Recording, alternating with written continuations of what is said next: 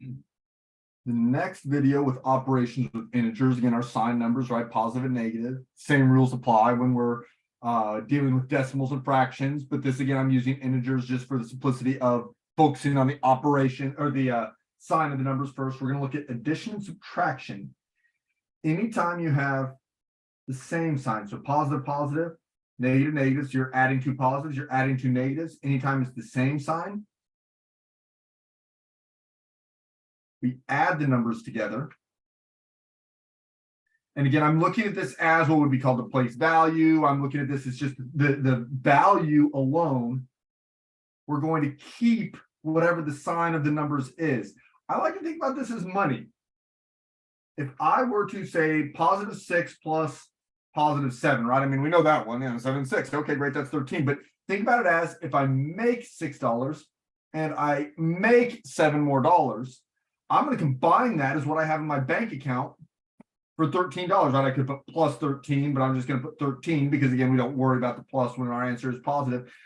But where this gets more interesting is, what if I owe $7, but then again, the next day I owe $3 more? So the fact that they're both the same sign, right? I'm paying money and I'm paying money. I'm going to combine that as debt, and I'm going to combine those two values, right? Just think again, positive, absolute value. But again, it's I owe 7, I owe 3. I'm going to add them up. I owe $10 now. But what about if we have a different sign? So a positive plus a negative, or a negative times a positive. Now, in this case, again, it doesn't matter which one comes first. It doesn't matter at this point. All I recognize is when I have the different signs, one positive, one negative, this is when I would subtract the two numbers, subtract the two values, right? Place values, I would look at it. And I even think of it as big minus small, not as much considered right now as far as, I know that a negative number would be always smaller, but just think of it as the two values themselves. And I keep the sign of the larger number. Well, think about this again as money. Think about this as if I owe $8, but then I make $3. Well, I look at this as they're different signs, right? I'm owing and I'm making money. But in this case, I'm going to end up subtracting because now I'm only going to owe, sign of the larger number, $5. If you think about it as money, I owe $8, but then I only make $3. I still owe money. It's negative. But now I only owe $5. It's a subtraction of the two numbers.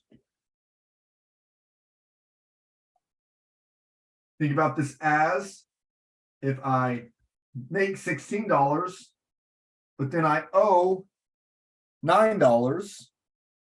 Might need to rewind. I noticed that I had these just off, but again, the values are the same. If you just go put the audio with what the picture is, I'll scan these in for you.